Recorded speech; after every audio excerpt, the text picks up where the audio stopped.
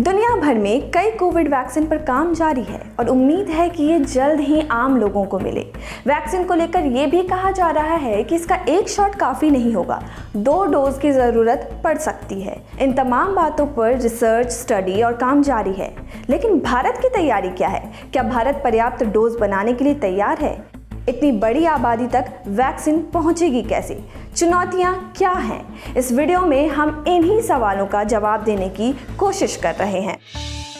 भारत को वयस्क जनसंख्या एडल्ट पॉपुलेशन के लिए 170 करोड़ कोविड-19 वैक्सीन डोज की ज़रूरत है, ऐसा क्रेडिट सुइस की एक रिसर्च कहती है। बात करें क्षमता की तो भारत 240 करोड़ से ज़्यादा वैक्सीन डोज मैन्युफैक्चर कर सकता है।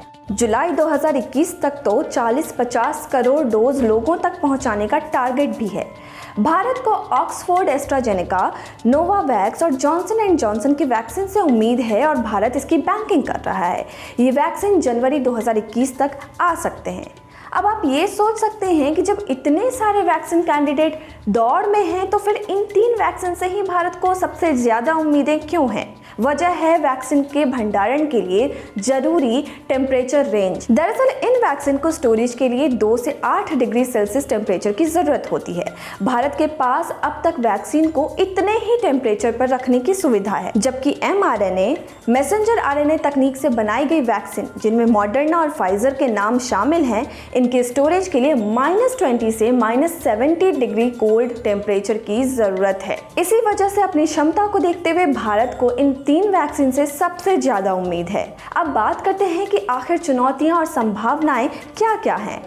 कोल्ड चेन इंफ्रास्ट्रक्चर, खासकर रेफ्रिजरेटेड वैन की कमी भारत के लिए एक चुनौती है। भारत जैसे विकासशील देश, खास तौर से कस्बों और ग्रामीण इलाकों में इतने कम टेम्परेचर वाले कोल्ड स्टोरेज नहीं है। ऐसे में फाइजर बायोएनटेक की वैक्सीन को ग्रामीण इलाकों तक पहुंचाना एक बहुत बड़ी चुनौती होगी। इसे जाने माने वायरोलॉजिस्ट डॉक्टर शाहिद जमील ने फिट हिंदी से बातचीत में बखूबी समझाया है। सुनिए। This vaccine requires ultra cold temperatures to be stored. It is -80 degrees or even lower temperature is required for its storage, which creates immense challenges as far as the distribution and cold chain for the vaccine is concerned. So certainly this is, for example, not a vaccine with which you can think of immunizing a lot of people in India, because India just doesn't have the infrastructure for this kind of a cold chain. Maybe some very rich people who can afford to pay a lot of money will be able to afford it if the vaccine finally becomes available in India. But the other word of caution is don't get too happy that this vaccine will be available to us in India in the near future. It won't be. Vaccine को लेकर चुनौतियों की बात तो आपने सुन ली, लेकिन अब बात करते हैं कि संभावनाएं क्या-क्या हैं। संभावनाएं ये हैं कि भारत में फिलहाल प्राइवेट सेक्टर की मदद से सालाना करीब 55 से 60 करोड़ डोज लोगों को दिया जा सकता है और वैक्सीन लगाने के लिए 1 लाख से कम मैन पावर की जरूरत पड़ती है। मार्च-अप्रैल 2021 तक अरबिंदो की बड़ी वायरल वेक्टर वैक्सीन फैसिलिटी के तैयार हो जाने की भी उम्मीद है और यहाँ 30 करोड़ डोज तैयार हो सकेंगे। वहीं DNA वैक्सीन के लिए कैडिला के पास 10 करोड़ डोज की सुविधा है।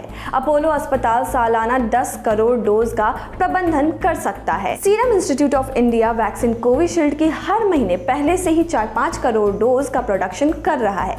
बायोलॉजिकल ई हर साल 140 करोड़ वैक्सीन डोज के मैन्युफैक्चरिंग क्षमता पर काम कर रहा है। उम्मीद है कि तमाम बॉटलनेक्स को पार करते हुए संभावनाओं की बदौलत भारत अपने आम जनता के बीच वैक्सीन पहुंचाने में कामयाब होगा।